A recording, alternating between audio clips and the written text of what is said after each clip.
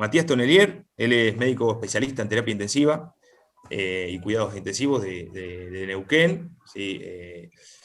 Primero fuiste médico generalista, ¿no? Después hiciste terapia Sí, hice una intensiva. primera residencia, tal cual, de medicina general, y bueno, trabajé mucho en guardias, en centrales de emergencia, y después nos dedicamos un poquito a la terapia. Bueno, es miembro del comité de Viaria, escribió varios artículos, también los invito a visitar el comité, escribió algunos trabajos del año pasado, comentó artículos, y trabaja en la terapia intensiva CEMIC y también en el hospital, ¿cómo se llama? De Neuquén. Provincial Neuquén, sí, Provincial de hago Neuquén. algunas guardias allá. Exactamente. Y bueno, va a dar una charla de lo que es el manejo de la ventilación mecánica. Bueno, Matías, bienvenido, muchas gracias por tu participación. Bueno, Guille, gracias a vos, gracias a todos mis compañeros del comité y a las autoridades de la sociedad. Este, para mí, haber ingresado en este grupo, que no estoy haciendo demasiado, me ha traído enormes beneficios, tanto a mí como para el grupo donde yo trabajo actualmente.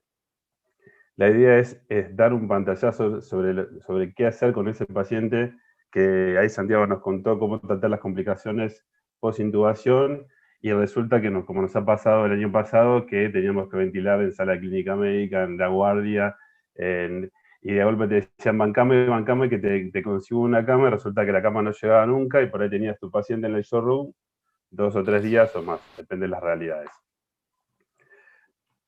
A ver, ahí va. No tengo conflictos de intereses. La idea es empezar a entender algunas cuestiones básicas para perder un poco, digamos, el prejuicio al ventilador y entender cómo funciona. La ventilación mecánica es una ventilación a presión positiva. Lo que hace el ventilador es sopla, manda un flujo de aire, obviamente enriquecido de oxígeno y con unas cuantas características que vamos a ir viendo. Uno puede ver, hay diferentes tipos de ventiladores, estos como las computadoras o los teléfonos, que hay diferentes modelos, pero habitualmente todos tienen muchas cosas en común. Acá pueden ver un ventilador en el cual tenemos en la porción inferior 2 entradas o salidas en la cual se conectan estos tubos que se llaman tubuladura. Fíjense que la azul es la tubuladura, digamos, de la rama inspiratoria, es lo que llega al paciente. La blanca es la que manda, digamos, devuelve lo que el paciente devuelve al ventilador. Y habitualmente estos tipos de ventiladores tienen una válvula acá expiratoria que siempre tenemos que tener a mano y que funcione. Siempre sería ideal que cuando nos refieren que nos están por derivar a un paciente con insuficiencia ventilatoria, respiratoria, que la mayoría de pacientes, creo que hemos visto todos, son pacientes que vienen saturando 80% con máscara reservorio. En nuestra casuística hemos tenido muchos pacientes con obesidad, grado 2, 3, mórbida. Entonces, cuanto más uno esté preparado y tenga las cosas, va a ser más sencillo. Acá yo les puse una foto de un ventilador que tiene esto, que es un humidificador activo. Esto es para que lo conozcan, por si ustedes van a algún lugar y ven esto. En realidad, en la era COVID esto no tendría que estar, porque aumenta la aerosolización, y lo que utilizamos son estos humidificadores pasivos, ¿sí? ¿Por qué es tan importante esto? Más allá de protegernos, obviamente, para reducir la aerosolización, recuerden que cuando uno expira, el aire se calienta en las fosas nasales y se humidifica. Si nosotros le ponemos un humidificador, no, por ahí no le digo en las primeras horas porque no lo van a ver, pero el cuarto o quinto día las secreciones se vuelven mucho más duras, espesas, se tapa el tubo, significa que hay que reentubar al paciente, significa que aumenta presiones en la vía respiratoria y genera un montón de complicaciones. Entonces es fundamental no olvidarnos de esto. Y acá hay otra estructura que se llaman trampas de agua, que en realidad es cuando utilizamos este humidificador activo, que les repito que esto era antes de COVID, en COVID no lo usamos, se llena mucho se condensa el vapor de agua y se llena de agua. Y eso genera agua en las tubuladuras que hace que se reduzca el diámetro de la tubuladura y aumente la resistencia. Y hace que el paciente tenga sincronías. Esta es una foto de la parte de atrás de un ventilador, que es muy sencillo. Tenemos 2 mangueras, la verde que es oxígeno y la amarilla aire comprimido. Acá una fuente, digamos, de energía, la tecla on-off. La mayoría de ventiladores tienen baterías, ¿sí? Entonces, ¿qué pasa? Hay un corte de luz, se activa la batería. Siempre hay que chequear que los ventiladores estén funcionando, si uno no los utiliza cada tanto, y que tenga, digamos, conectados, siempre estén conectados como el desfibrilador, que estén conectados a la energía. Y acá esta es uno le saco una foto en la pantalla, uno de los ventiladores más comúnmente que tenemos. Yo me acuerdo la primera vez que vi esto, dije, esto es imposible. botones por todos lados, pero con el tiempo uno fue aprendiendo, fue entendiendo un poco más. Le voy a explicar lo básico. Lo que tenemos acá abajo, estos botones, esto funciona como el celular que lo tocas, touchscreen. Esto es lo que yo seteo, lo que el operador setea, ¿sí? Esta barra. Acá tenemos el VT, que es el volumen tidal o volumen corriente. Antes de seguir con esto, me olvidé aclararles, bueno, que acá la modalidad ventilatoria que yo elegí para ventilar a este paciente con COVID, con neumonía por COVID, se llama VCB, que es una modalidad controlada por volumen. Y que después voy a aclarar qué significa. Pero en realidad el aparato te va a mandar, como yo le seté acá 410, le va a mandar 410 mililitros o centímetros cúbicos de volumen de aire enriquecido con un 45% de oxígeno en cada ciclo, ¿sí? Y acá tengo la frecuencia respiratoria que le seté, que es de 20, un tiempo expiratorio de 0,85, una relación IE, que es la relación inspiración-expiración, 1 a 2,5, la PIP que le seté de 10, y esto que figura acá es el trigger, es la sensibilidad del trigger que no la vamos a utilizar en las primeras horas, ¿sí? Y la FIO2 de 45. Y acá arriba es lo que vuelve de la rama expiratoria, ¿sí? Acá podemos ver que la frecuencia que yo le seté acá abajo de 20, la tiene arriba, yo le seté 410, me vuelve en 409, prácticamente lo mismo. Significa que el aparato, digamos, está controlando, digamos, la ventilación y el paciente obviamente acá no está asistiendo, ¿sí? Después algo re importante es, bueno, del lado izquierdo vemos pico, que vamos a repasar esto, los que por ahí yo se los digo rápido, lo vamos a volver a repasar, es la presión más alta de la vía aérea. Habitualmente arriba de 40 se entiende que es dañino para el pulmón, entonces es muy importante verla. Después la plató, que ahora van a ver que es un objetivo que vamos a tener para ventilar al paciente, no solo en las primeras horas, sino mientras esté ventilado. Lo vamos a conseguir después, les voy a explicar cómo se toma y qué significa. Bueno, la presión media de la vía aérea, la PIP. Y acá lo que tenemos son las alarmas, esto es re importante. Las alarmas, para que uno lo sepa, es el límite de presión. Esto significa que 40 centímetros de agua, si el ventilador manda estos 410 de volumen y la presión en la vía aérea supera los 40, va a saltar el ventilador para decirme hay un error, alarma, hay aumento de presión. Y acá la presión más baja es porque el paciente, supongamos que nosotros decimos la analgosedación correcta, pero un paciente que cuesta mucho, digamos, mantenerlo sedado con esa RAS menos 5 que decía Santiago, por lo menos al principio, de las primeras horas, y se moviliza, o se extuba, o se desconecta la tubuladura. Y esta es la alarma que va a saltar por caída de presión dentro del circuito de la tubuladura, ¿sí? del respirador. Acá tenemos algunas curvas, como para que ustedes sepan que existen. Esta es la curva de presión-tiempo, volumen-tiempo, flujo-tiempo, y en este equipo van a ver que se ven colores distintos, pues el verde es lo expiratorio y lo rojo es lo expiratorio. Y bueno, acá tenemos digamos, un gráfico que es volumen en relación con la presión, y acá flujo-volumen, que tampoco nos vamos a andar demasiado. Lo importante es que tengan entendido que en este equipo, porque puede cambiar, todo esto es lo que yo seteo y esto es lo que me va volviendo. Entonces, siempre es un juego de ver cómo responde el paciente en relación a lo que yo voy seteando. Y acá, si yo toco el modo, lo puedo pasar a otra modalidad que se llama presión control y otras modalidades que existen.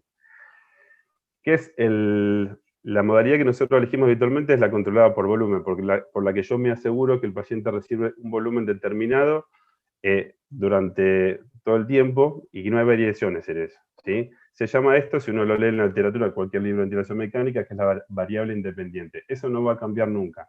El aparato te va a dar, si vos seteaste 410, te va a dar siempre lo mismo. Lo que sí va a cambiar es la presión inspiratoria, ¿sí?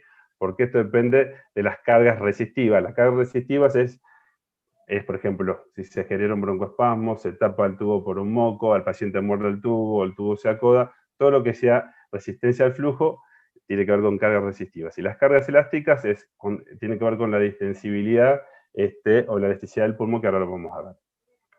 Si uno analiza la evidencia, esto es una discusión hace años, no hay ningún estudio o ensayo clínico controlado, aleatorizado, que sostenga que es mejor ventilar con BCB y no con presión control. Esto por ahí es la experiencia con la que hacemos nosotros, y creo que muchos centros, la mayoría, utilizan esto. Pero no es que sea superior un modo sobre otro. Bien, yo tengo el paciente que saturaba 80%, lo logramos intubar rápidamente. Nosotros hemos utilizado, y gracias al comité que me lo enseñó también, el buggy bujía. Les diría que el 80% de los pacientes que yo tuve eran obesos. Obesidad mórbida, cuello corto, apertura vocal chiquita, muy complejos para intubar. Se intubó el paciente, se fijó el tubo, se sacó la placa, hicimos los controles. Es muy importante la correcta analgosedación. Nosotros los pacientes los tenemos no solo al principio, sino durante toda su internación. Hacemos analgesia con fentanilo, utilizamos habitualmente 10 ampollas en 200 mililitros y el midazolam 14 ampollas en 200 mililitros. ¿Sí? El objetivo, las primeras horas, es que el paciente no asista, que no haga ningún esfuerzo ventilatorio, porque cualquier esfuerzo ventilatorio va a generar que desature y, digamos, después que te cueste mucho levantar la saturación. En algunos casos, si el paciente, hemos tenido pacientes que ingresan inicialmente con este RAS5, RAS elevado, que es completamente excitado, y los sedamos y le hacemos medicación, y después de intubarlos se despiertan, y es muy difícil, digamos, mantenerlos sedados. Obviamente tratamos de utilizar la mayor cantidad de sedante posible, pero hemos utilizado algún bolo de algún bloqueante muscular para evitar ese esfuerzo que hace el paciente compitiendo con el ventilador. Como ahí les puse, elegimos la modalidad controlada por volumen. Algo que no les aclaré, pero voy para atrás. Uno cuando ve acá, lo que me olvidé mencionarles, hay una onda que se llama onda de flujo. Esta es la onda, digamos, desacelerada, que entrega flujo rápido y después de a poquito, y hay otra que se llama cuadrática, que se puede utilizar cualquiera de las dos. ¿Sí? Entonces, listo, tengo el paciente ahí, vi más o menos el equipo, el ventilador, y bueno, ¿con cuánto empiezo? En realidad, recuerden que lo que nosotros ventilamos es el pulmón del paciente y no la masa magra ni masa grasa, ¿sí? Cuanto más largo, digamos, cuando el paciente es más alto, tengo una talla mayor, habitualmente usamos más volúmenes. Me llega una paciente de, no sé, de 1,60 m y habitualmente empezamos entre 300 y 350, eso hasta que yo lo pueda medir, ¿sí? Porque una vez que vos empezás a estar con el ventilador, no te da el tiempo para medirlo, pero bueno, en ese momento. Entonces, empezamos con volúmenes entre 300 y 400. Mientras nosotros tenemos la fortuna de en nuestros equipos de la terapia, trabajamos con kinesiólogos respiratorios, que nos ayudan muchísimo y se hace un muy buen equipo. Entonces, el paciente está estable, empezamos con ese volumen, vemos que lo va tolerando, buscamos una cinta métrica textualmente, literalmente es lo que le digo, y medimos la talla de la cabeza a los pies, ¿sí? Eso después me va a permitir que voy, por ejemplo, a una de estas calculadoras, se pueden meter en esta página que es rtmabn.com, y uno elige el sexo del paciente. En este caso yo elegí un sexo masculino con una talla de 1,60, ¿sí? Centímetros.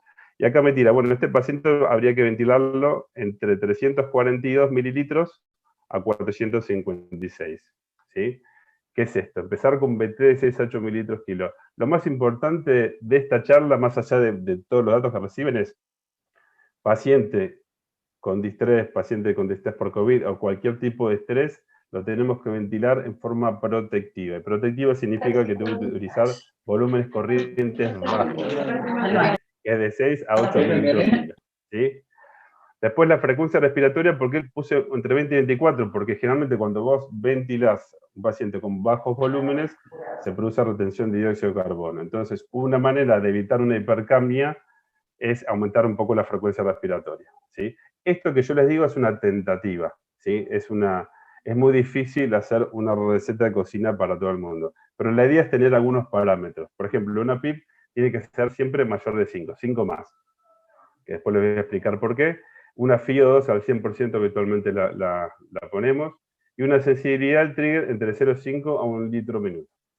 Uno pensando en esto, digamos, es una norma general, que después obviamente uno lo tendrá que ir a ajustar al paciente. También hay otras, si uno no tiene esta calculadora, hay otras tablas en las que uno puede ir, en la que, por ejemplo, acá tengo varón que mide unos 70, yo quiero ventilarlo a 6 mililitros kilo, bueno, sé que es 396, ¿sí? Y acá lo mismo.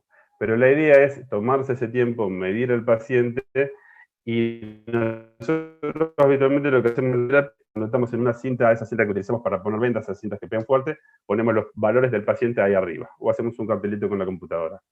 porque después el que viene de guardia después, por ahí no sabe cómo era y hay que hacer todo el trabajo de vuelta. Después que hicimos todo esto, no me tengo que olvidar de poner las alarmas. Las alarmas del ventilador, cada uno tiene las alarmas en diferentes lugares. Las alarmas del ventilador son fundamentales. ¿Por qué? Porque me fui el paciente, no sé, qué sé yo, salí 2 minutos y volví y obviamente este paciente siempre tiene que quedar a la vista de alguien, no es que uno tiene que estar permanentemente al lado para la vista. Entonces, ¿qué pasa? Ese paciente empieza a levantar presiones pico porque se le cruzó un moco, porque hizo un broncoespasmo, porque, bueno, o hizo un neumotórax. Entonces, si yo no pongo la alarma de presión pico, nunca me voy a enterar si la presión sube en la vía aérea. Y eso, presión sostenida arriba de 40, generan daño, generan vanotrauma. La otra alarma que yo voy a poner es la presión mínima de 5-8 centímetros, como les comentaba, que esto, si el paciente se desconecta, se extuba, ahí va a saltar respirador para contarnos que algo está pasando. También en estos equipos tenés la posibilidad de ajustar la frecuencia, volumen máximo mínimo y el volumen minuto respiratorio. Lo importante de esto es entender las partes y decir, tengo que ver este, y lo que nosotros hacemos, por ejemplo, cuando nos entregan un equipo nuevo, que no es de la misma marca que usábamos siempre, sentarnos un ratito, leer el manual, entender dónde están las cosas que yo tengo que buscar. Eso lleva tiempo y dedicación. Bien, esto es lo que nosotros tendríamos que intentar llegar a hacer, por lo menos en las primeras horas y en las horas subsiguientes. No ha cambiado demasiado lo que se sugiere tanto en diferentes sociedades, la de Argentina, la de Chile, la europea, las estadounidenses. No hay grandes diferencias, pero vamos a desmenuzar un poco esto para decir, bueno, ya tengo el paciente, lo estoy ventilando, no sé, en 400 mililitros, que son 6 mililitros kilo, ¿y ahora qué hago? Bien. El primer punto es esto. La primera medida de la ventilación protectora es ese sentido que yo le puse. Ahora, ¿cómo sé si lo estoy alcanzando en ese paciente? ¿Sí? Tengo que conseguir esto, una presión plató menor de 30 centímetros de agua. ¿Y qué es una presión plató? La presión plató o presión meseta es la presión que se genera en la vía respiratoria cuando se produce una pausa de 2 a 4 segundos. ¿Sí? Entonces, que eso lo vamos a ver, después le voy a mostrar ejemplos. Eso a mí me permite decir, bueno, no supero los 30 de plató, bien, me quedo tranquilo, estamos en una modalidad, digamos, protectiva. ¿Y cómo se hace en este equipo? En este equipo lo que hacemos, vamos a este lado derecho, tocamos este botón, por eso cada equipo es distinto, habría que ver dónde se hace. Toco este botón y me abre un menú que dice complacencia-resistencia, toco ese botón, y lo que se genera es acá, que lo vamos a ver, una pausa expiratoria, que dura unos segundos, de acuerdo a lo que yo le seté, y acá me va a aparecer el valor de plató, ¿sí? Esto igual yo después, en el video que es la segunda parte, le voy a mostrar algunas cosas. Y acá yo puedo ya ahí estimar si estoy arriba de 30 o debajo de 30, ¿sí? ¿Por qué esto es importante? Esto es un resumen en realidad. Esto del 2000, que se ventila en forma protectiva, porque este es el RD Network, que es el estudio sobre distrés más importante de la ventilación mecánica. Antes del 2000 se ventilaba con 10 o 12 mililitros kilo los pacientes, y acá hicieron una prueba donde compararon un grupo con 12 mililitros kilo versus uno de 6 mililitros kilo. Y encontraron que hubo una reducción significativa en la mortalidad y días libres de ventilación mecánica. Además, tengo entendido que este trabajo no llegó a completarse en todos, directamente lo cortaron y se pasó a ser una recomendación fuerte. Y este grupo que estaba ventilado 6 mililitros kilos, en su mayoría tenía una plató menor o igual a 30 centímetros de agua. Por eso, de este trabajo, si a uno le interesa la ventilación mecánica, surge esta recomendación de la presión plató, que todavía no ha cambiado. Algunos hacen trabajos esperando una plató menor, etcétera, pero todavía está en estudio. Siguiendo el segundo punto, la fracción inspirada de oxígeno. Esto ya lo conoce la mayoría. Y esto es re importante. Lo que esperamos, esto de la Sociedad Argentina de Terapia Intensiva, lo que se espera es que tengamos una saturación entre 85 y 90. La SOCHIMI, que es la Sociedad de Medicina Intensiva de Chile, que también es excelente, también sugiere una saturación entre 88 y 92. Nosotros no sé por qué estamos todos muy acostumbrados a creer que el paciente sature en 99. Con que llegue este objetivo, estaríamos llegando. ¿Por qué? Porque tenemos también que tener en cuenta que cuando yo uso fracciones inspiradas arriba del 60%, eso genera lesión pulmonar por liberación de radicales libres, y todo lo que vos fuiste mezclando los primeros días, justamente después tenés una segunda falla por el exceso, digamos, de daño a la ventilación mecánica. Entonces la idea es lograr estos objetivos de saturación, 88, 92, si es de POC, esto es, en rangos generales habrá que ver para cada paciente cómo lo puede tolerar, pero tratar de usar la menor fracción inspirada de oxígeno. Siguiente punto, titulación de PIP. En esto yo no quiero que nos enredemos demasiado porque en las primeras horas es como para tratar de, lo más importante, usar bajos volúmenes tidal. Sí. Por favor. Bien, perdón, disculpen. La titulación de PIP, como les decía, la titulación de PIP lo tenemos que hacer de acuerdo a la compliance, de acuerdo al driving pressure. Pero ¿qué es la compliance? Cuando uno lo lee, dice, ¿pero qué es la compliance y cómo lo mido?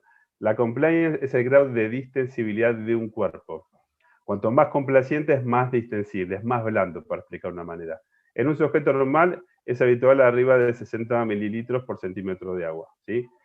En nuestros pacientes, que hemos visto la mayoría, hemos tenido pacientes con neumonías por COVID con valores entre 40, 50, bastante, compliance bastante altos, y a otros cercanos al 20, 15, muy el extremo. El driving pressure, es otra meta que tenemos que tener para decir, este paciente en las primeras horas tengo que intentar a ver qué puedo hacer para que este paciente tenga un driving pressure o delta de presión menor de 15. ¿Y qué es esto? Es simplemente, cuando tenemos que lo vamos a ver cuando tenemos el equipo, es hacer la diferencia numérica entre la plató y la PIP. Supongamos que la plató es 25 y la PIP es 10, me está dando un driving pressure de 15. ¿Sí? ¿Por qué esto? Porque esto surge a partir de Amato, de un estudio de Amato, que es uno de los intensivistas que ha hecho mucho trabajo en ventilación mecánica, que en realidad es un análisis retrospectivo de diferentes ensayos clínicos, pero en este análisis estadístico ellos descubren que el descenso del driving pressure se asocia a aumento de la supervivencia, ¿sí? En realidad no es tan, la evidencia, digamos, basada en si analizamos el nivel de evidencia, no es tan fuerte como la plató, pero es algo que todas las sociedades están recomendando, ¿sí? Después, titulación de PIC, vimos la presión plató y el driving pressure. Yo en esto no quiero, les puse la positiva para que sepan que por ahí lo que hacemos nosotros es, vamos evaluando diferentes niveles de PIP, de acuerdo, veo que compliance me da, o sea, cuanto el número es más alto, el pulmón está más blando, mejor, que no me supere la plató, y veo el driving pressure. El driving pressure, recuerden que dijimos que es la plató menos la PIP, que es 15, ¿sí? Y esto es lo que intentamos hacer nosotros. Lo que yo les dejo, digamos, como normas generales, porque es como todo, lo que uno no lo hace todos los días, lleva mucho esfuerzo y energía ponerlo en práctica, sobre todo cuando estás haciendo una guardia de 24 horas, son las 3 de la mañana y te entra el paciente y estás agotado.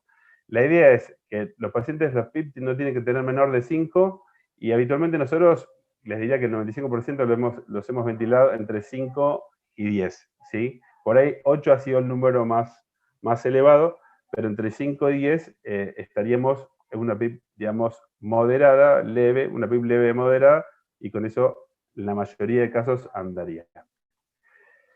¿Por qué es esto? Porque hay personas que le encanta hacer las pruebas de PIP y le suben a 14, 16 o lo que fuese, y recuerden que el exceso de PIP, que es la presión positiva al final de la expiración, que hace que cuando el alveolo se abre,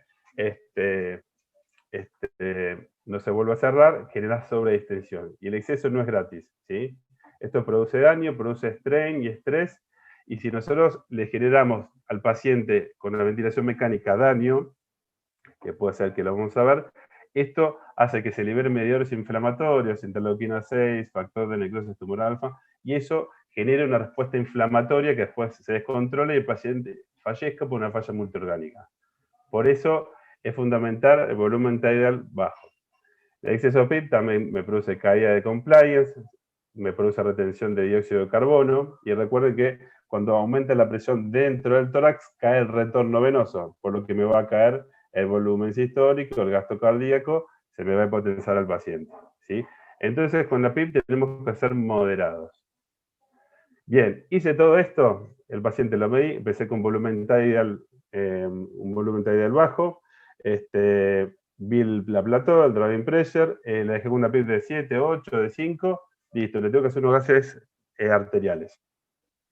Nosotros por costumbre los gases arteriales, hacemos gases arteriales, que es un estado ácido-base, más el ionograma, más el lactato. ¿Por qué esto me lo enseñaron acá en donde yo trabajo? Y la verdad que es muy práctico porque muchas veces el paciente tiene trastornos mixtos, no es solo, digamos, que está con una hipoxia o una acidosis. Entonces, habitualmente, por rutina, para ahorrarnos pedir de vuelta otros gases o hacer el estudio, pedimos esto. Bien, y yo hago esto y de golpe evalúo la PAFI. La PAFI menor de 150. Supongamos que yo lo tengo el paciente con una fracción inspirada de 100 de oxígeno y tengo un 120 de PO2, PaO2 que presiona arterial de oxígeno. ¿Qué es eso? Una PAFI de 120. Entonces, lo que está recomendado cuando tenemos PAFI 120 es el prono precoz, ¿sí? El prono precoz, ¿dónde surge esta recomendación? Surge en un primer ensayo clínico realizado en 26 unidades a cargo del doctor Claude Guérin y todo su equipo, en el cual lograron demostrar que el decúbito prono se asociaba a una reducción de la mortalidad. Después salió otro trabajo en el cual el resultado no fue estadísticamente significativo y uno por ahí discutiendo ciertas cuestiones. Por ahora se sigue recomendando hacer prono y prono extendido. Y algo antes de seguir, esto. Prono. Esta es una tomografía de un paciente, un corte axial a nivel del tórax, pulmón derecho, izquierdo, corazón. Fíjense, de todas las zonas estas más grises son zonas de condensación. En la zona dependiente tiene zonas de condensación. Hay muchos alvéolos que están completamente cerrados y otros que son pasibles de abrirse. Entonces yo el paciente lo tengo así con 121 de PAFI, lo doy vuelta, y esas zonas que abajo estaban cerradas, fíjense que se empiezan a abrir, y aquellas por ahí que estaban abiertas, con el tiempo se irán cerrando, pero en este intercambio lo que se logra es mejorar la relación BQ, es decir, mejorar la relación de la ventilación con la perfusión. Y hemos visto un montón de pacientes que lo da vuelta y saturaban 85, 84, lo damos vuelta y de golpe 93, 94 mejoran la saturación. Y otros que no pasa absolutamente nada. Pero lo más importante del decúbito prono, es más, que lo dicen en diferentes charlas el doctor Guillermo Dugeo de la Universidad Católica de Chile, que es uno de los tipos que más, perdón, de los médicos que más sabe en terapia intensiva, en ventilación mecánica, digo, es lo más importante del prono es que protege el pulmón, reduce la lesión inducida por el ventilador. Ese estrés, que es esa energía mecánica aplicada sobre el parénquima pulmonar, o al strain, que es esa deformación cíclica, con esta posición la mejora. Y habitualmente mejora la relación BQ, a lo cual después uno le hacemos gases y mejora la presión arterial de oxígeno, ¿sí? También, cuando nosotros habitualmente lo damos vuelta al paciente, lo pronamos, agregamos bloqueantes musculares. Este es un estudio de Laurent Papassen, es un estudio ya de 2010, en el cual se demostró que justamente una infusión de bloqueantes musculares, porque ¿qué hace el bloqueante muscular? En realidad lo que hace es que el paciente no asista, no genere ningún esfuerzo ventilatorio, respiratorio, que en esas primeras instancias, cuando el paciente es muy agudo, está muy grave, con una falla respiratoria severa, aumentan las complicaciones y la mortalidad. Entonces, este estudio logró demostrar esto. En relación al prono, una cosa más, bien, en relación al prono, una cosa más, nosotros, esto si uno lee las guías, te recomienda en su momento no hacer más de, por lo menos 16 horas. Nosotros, para que usted sepa, hemos tenido pacientes de 2 a 3 semanas pronados. Obviamente, cada tantos días los dábamos vuelta para justamente hacer las curaciones, ver las lesiones por decúbito, y muchos pacientes hemos tenido en diálisis.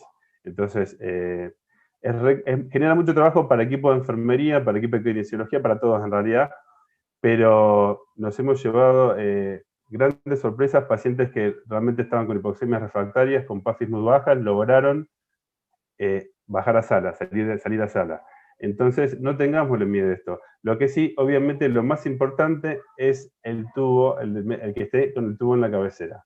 Porque es muy fácil que el paciente se extube, si uno no está atento. Nosotros al principio, yo tenía muy poca experiencia en esto, y después de hacerlo tantas veces en el grupo, realmente es una cuestión más que ya no es compleja, o sea, que pronar a alguien.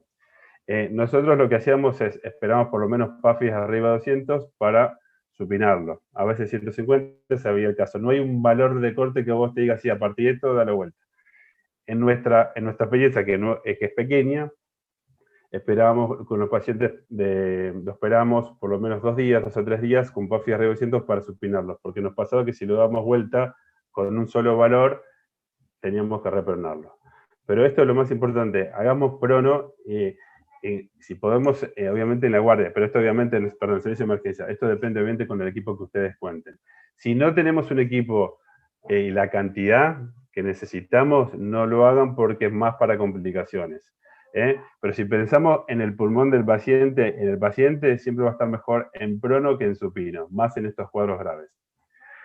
Todo esto no lo voy a mencionar mucho, pero todo esto, yo quiero resaltar esto. Volúmenes tidal elevados generan daño, ¿sí? Entonces, el resumen es, para evitar el volutrauma o barotrauma, que es la lesión por el ventilador, tengo que utilizar volúmenes corrientes bajos. Y el otro, PIP por lo menos de 5, para evitar esta lesión.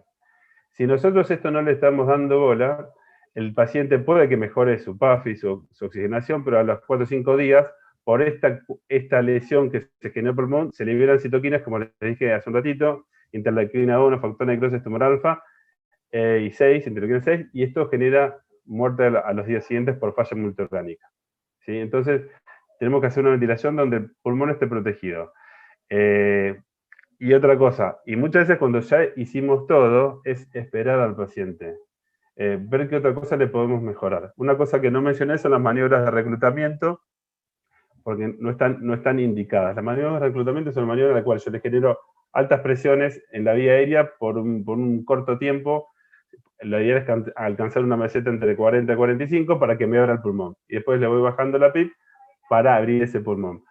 No se recomienda y, digamos, hoy la evidencia es como contradictoria. Esto por ahí es algo más fino que lo tiene que analizar cada uno con el paciente. La historia es que hicimos todo esto que yo menciono y se hicieron el 90% por el paciente. Lo otro es esperarlo y hacer otras correcciones y monitoreo. En la terapia no es que hacemos muchas cosas más. Si el paciente empieza con fiebre, lo recultivaremos, bueno, todo. Pero esto, si ustedes siguen esto, en el 90% de lo que hacemos todos. Recuerden que dijimos, ventilación protectiva, bajos volúmenes, 6 a 8 mililitros kilo. No les diría que es una hipoventilación alveolar, pero es muy bajo el volumen. Entonces, ¿qué pasa? Me aumenta la CO2 y esa PA, presión arterial de CO2 en la sangre, hace que tenga una acidosis respiratoria. Entonces, el objetivo, ¿hasta dónde? El objetivo no es por el valor de presión arterial de CO2, sino por el pH. Algunas guías dicen 7,25 como valor de corte y otras 7,20. Bueno, ¿y qué hacemos cuando está menor de 7,20? Tratamos de aumentarle un poco la frecuencia respiratoria. Supongamos que lo seté en 24, bueno, voy hasta 29. Pero el 29, aumentarle la frecuencia respiratoria al paciente, le vas a mejorar un valor que es la CO2, pero vas a generar más energía mecánica y estrés en el pulmón. Va a ser más dañino. Más frecuencia es más dañino. Pero bueno, a veces la discusión es qué es menos dañino.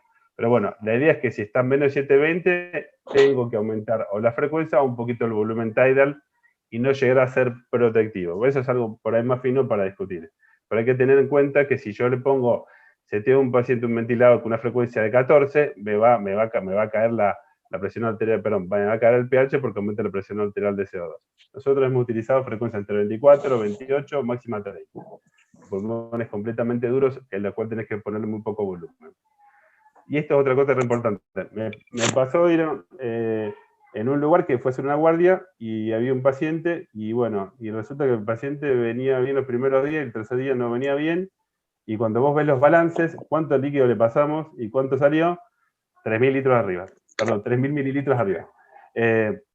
Entonces, esto hay que darle mucha bola, genera un balance negativo. Si yo tuve que reanimar a un paciente porque me llevó muy hipotenso, o le hice la analgosedación, lo intubé recién, cayó mucho la presión, le tengo que pasar mucho líquido, recordar, utilizar furosemida. Nosotros habitualmente usamos infusiones de furosemida, 5 ampollas en 200, o como ustedes quieran, como para que forzar la diuresis y que me genere un balance neutro-negativo, ¿sí? Si ustedes leen cualquier conferencia o cualquier bibliografía relacionada a líquidos en el paciente crítico, siempre tenemos que ser muy cuidadosos en el manejo. Sobre todo, no al principio, como los cuadros de sepsis, uno reanima un montón, pelearnos eso porque con eso, esa solución fisiológica, ese ring lactato que nosotros le pasamos, recuerden que un 30% queda intravascular y el resto se transfiere. ¿Y a dónde se va a ir? Al tejido celular subcutáneo. Por eso si alguno ha visitado un familiar de terapia intensiva, generalmente se ve todo dermatizado,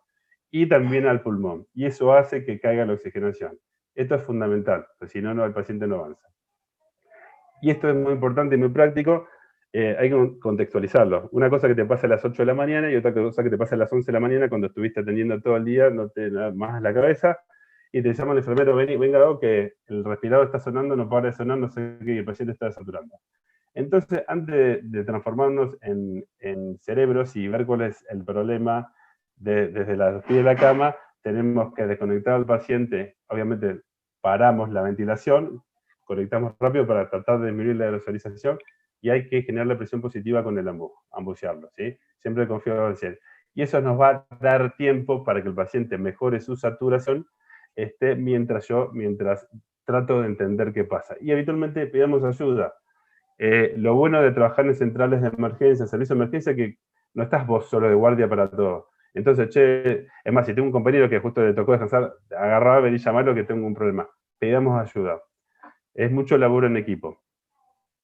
Otra cosa no olvidarnos, tenemos el paciente ahí, bueno, te dicen, bueno, vas a tener cama, y vos ves que el paciente está 2, 3, 4 días, el shock room del servicio de emergencia terminó siendo una unidad de ventilación mecánica. No nos olvidemos de agregarle la dexametasona. Una de las pocas cosas con evidencia favorable para el tratamiento del COVID es que le demos dexa 6 miligramos día por 10 días, demostró reducir la mortalidad a los 28 días en pacientes que requieren soporte de oxígeno y soporte de ventilación mecánica. Y para ir terminando, y ahora vamos al video porque todo esto es muy pesado. Primero tenemos que sacarnos los prejuicios, acercarnos al ventilador. Van a ver que yo en el video les voy a mostrar un ventilador con un pulmoncito, digamos, de plástico, y es tocar, probar, entender qué es lo que tiene. Lo más importante de la charla es esto, ventilación protectiva. No me acuerdo nada de lo que dijo Matías en la charla, tengo 10 millones de cosas en la cabeza. Volúmenes corrientes bajos, 6 a 8 mililitros kilo de peso. Plató menor de 30 y driving pressure menor de 15. Son los objetivos. Esas tres cosas es lo que me tengo que acordar. A todo esto va la hipercapnia, reducir la FI2 mientras yo pueda. Este párrafo menor de 150 no arranca, lo damos vuelta. Les vuelvo a decir que es lo que dice el doctor Bujedo y lo que dicen todos los especialistas que trabajan hace más de 30 años con esto es en el prono el paciente va a estar el pulmón va a estar siempre mucho mejor que en decúbito supino. No puedo ventilar porque no entra absolutamente nada de aire, el paciente satura, suena la alarma, yo no sé ni dónde estoy parado porque estoy agotado, cansado, o pasa eso, que por ahí uno va a hacer el consultorio adelante y atender, no sé, una faringoamigdalitis, porque te llaman de shock room por un... O sea, es muy complejo el trabajo de saltar de una complejidad a otra en menos de 30 milisegundos. Entonces, bueno, no sé qué está pasando, ambucemos, agarramos la ambu y démosle. Acá tenemos... acá les puse algunos de las bibliografías, si al que le interesa, le gusta, para que pueda ver. Y terminamos ya con un video breve, 2 segunditos, donde que les muestro esto. El ventilador, este es un ventilador, en realidad, les vuelvo a decir, no tengo conflicto de intereses, era el único que tenía libre de 12 camas, y lo firmé creo que 7 de la mañana, en una postguardia, así que bueno.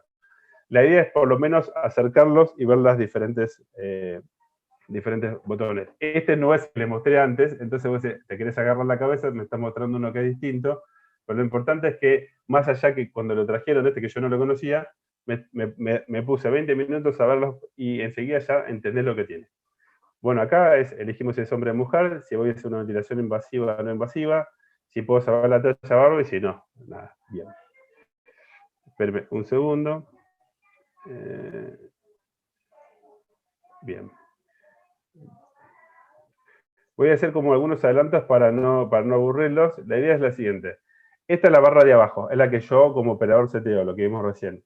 VAC significa volumen asistido controlado. Esto significaría lo mismo que VCB, ¿sí? PAC es modo por presión asistido controlado. El resto no le demos bola, salvo al CPAP o soporte, que es el que utilizamos para una preoxigenación si el paciente, si nos da, digamos, el tiempo. Pero bueno, ahora estamos el paciente intubado en ventilación mecánica. FIO2 al 100, acá le seté un volumen corriente de 330, una frecuencia de 24, un tiempo expiratorio de 0,95, una PIB de 5 y un trigger de 2 litros minuto de la sensibilidad. Bien. Avanzamos un poquito. Y aquí quiero mostrarle esto. Estas son las tubuladuras. Acá tenemos dos ramas. Esta es la rama, porque obviamente yo lo conozco, rama expiratoria, rama inspiratoria, que van conectadas acá. Todas estas tubuladuras, para que por acá, vienen dentro de una bolsa estéril, y la colocación y la manipulación de sobre todo los extremos tiene que ser con guantes estériles. Porque esto, recuerden que va a la vía aérea del paciente directo. Cuanto mejor lo tengamos, vamos a lograr, digamos, reducir lo que es la neumonía asociada a la intubación o a la ventilación mecánica. perdón, sobre todo la ventilación mecánica. Acá ven las trampas de agua, y es muy importante que van a ver que siempre vienen bien enrolladas, es estirarlas y abrirlas bien, porque cuando nosotros arrancamos el aparato y lo estamos ¿cómo se llama? Bueno, que se está sincronizando, está generando, se calcula el espacio muerto de acuerdo a la tubuladura. Entonces la tubuladura tiene que estar bien extendida. Bien.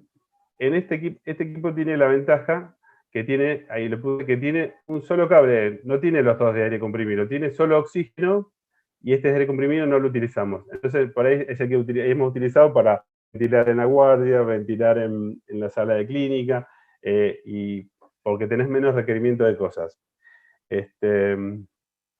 Bien, avanzamos un poco más.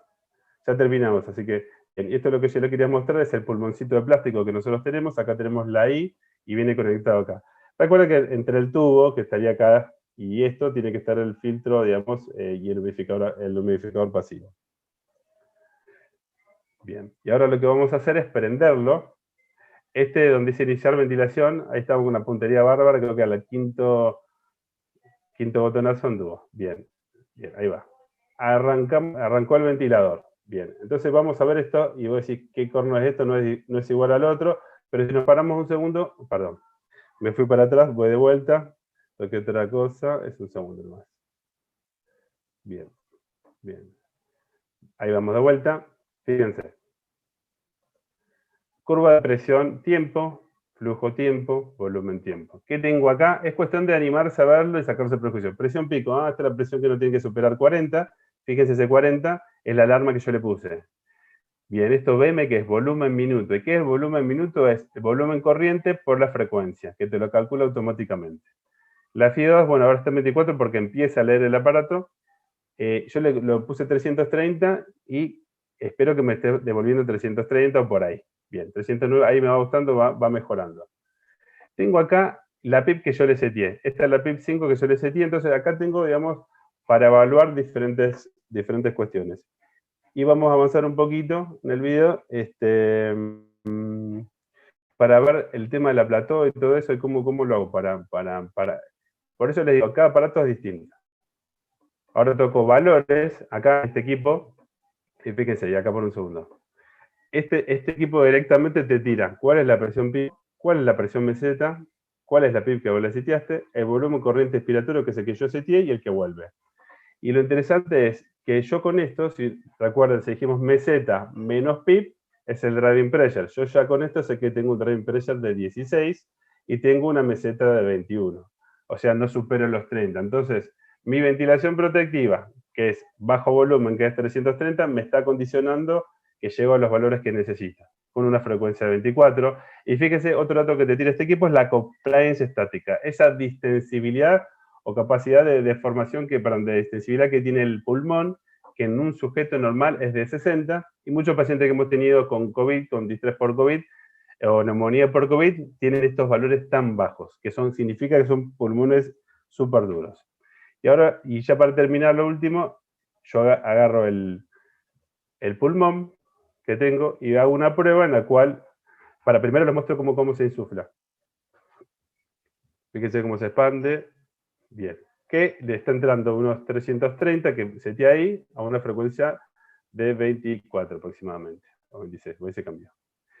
Bien, ahora lo que yo voy a hacer con esto es hacer un ejemplo en el cual voy a apretar el pulmón, que sería similar a lo que me pasa obviamente no es tan agudo en un distrés, que el pulmón se pone más duro. Fíjense acá que tengo que cumplir en 39. Bueno, ahí empezaron a cambiar cosas. Fíjense, apreté el pulmón y las presiones en la vía aérea empiezan a subir. 32, 32, y acá donde son las 4 de la mañana y te llama tu colega de enfermería, te dice, doctor, está saltando respirador.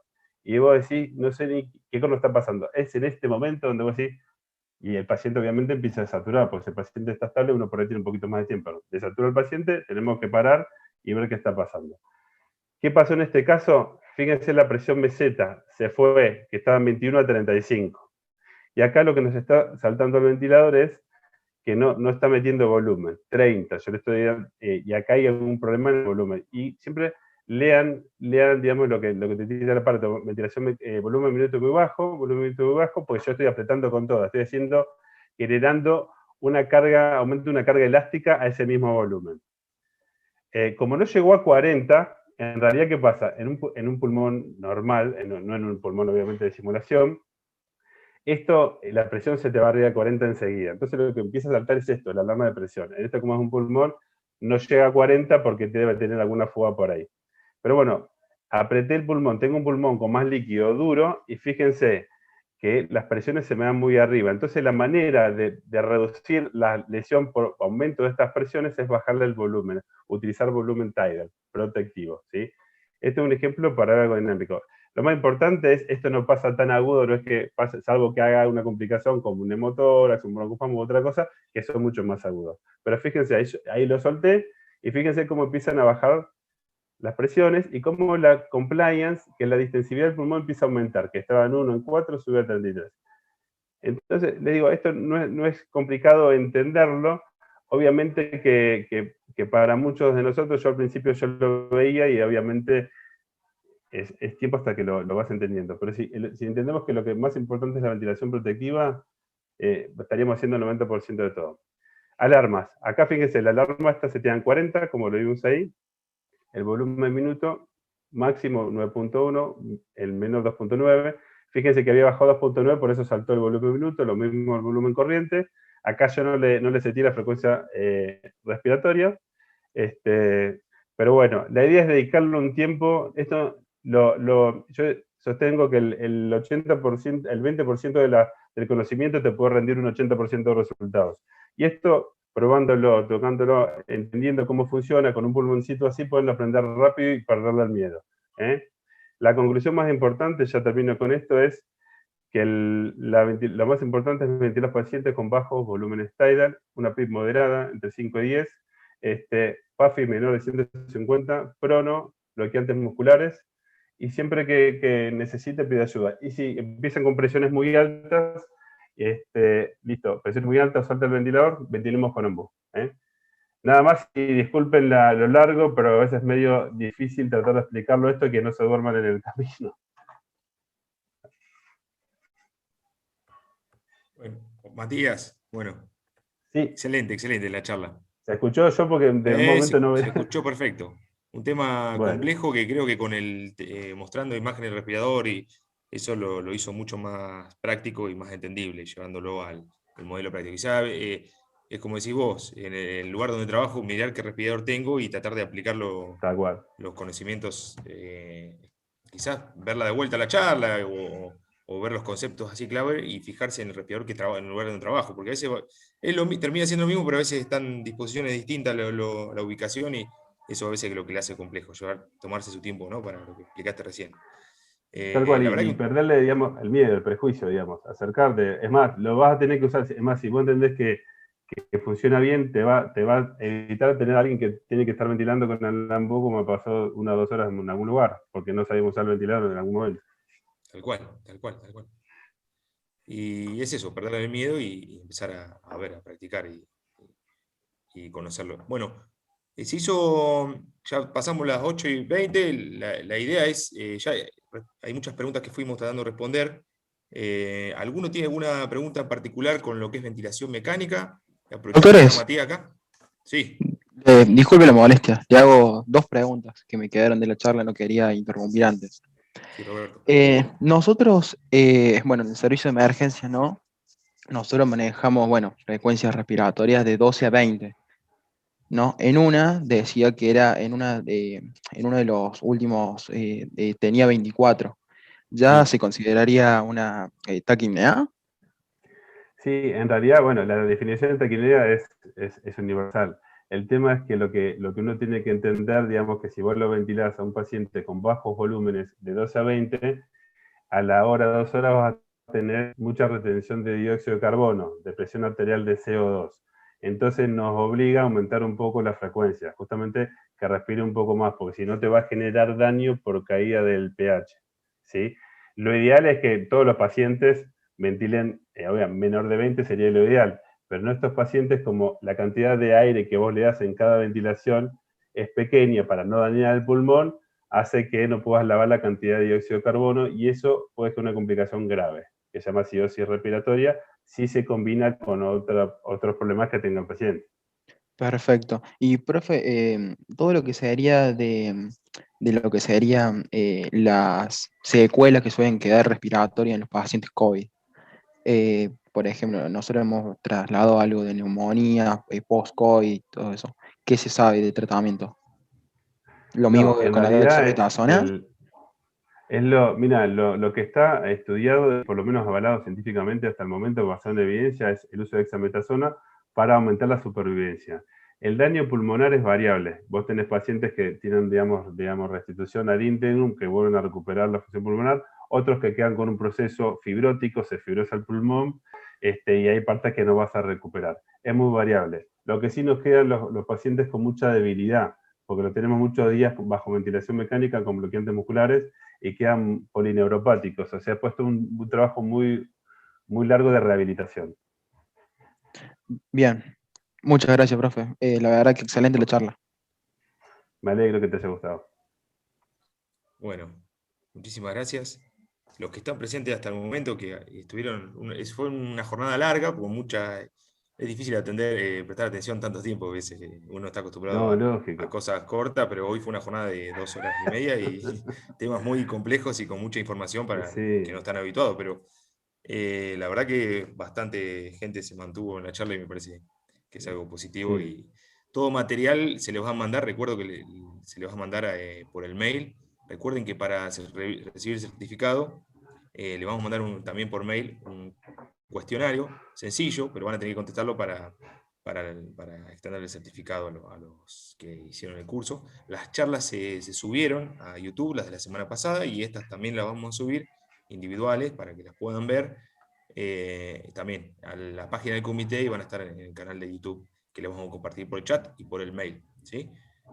Así que bueno, desde ya, muchísimas gracias a todos los que estuvieron presentes en las 2 jornadas, a todos los disertantes, excelentes las clases, la verdad que le pusieron muchísimo tiempo para preparar y estoy muy contento con el trabajo que hicieron y los que estuvieron atrás de todo esto también, bueno, Nicolás como secretario Nicolás Pereira, secretario del comité y del curso, a Carla de la Sociedad Argentina de Emergencias también por el trabajo que hay detrás de toda esta organización. Muchísimas gracias. Y bueno, nada más, solamente eso, agradecerles y probablemente en mediados de mayo vamos a hacer un curso de vía aérea, ya más general, no solo en COVID, ya estamos definiendo las fechas solamente, ¿sí? Con el comité de vía aérea lo vamos a hacer, probablemente sea mixto, lo vamos a hacer parte online y parte práctica en distintos centros donde estamos, somos varios, por suerte en el comité hay distintas partes del país, vamos a tratar de hacer la parte práctica ahí si se puede.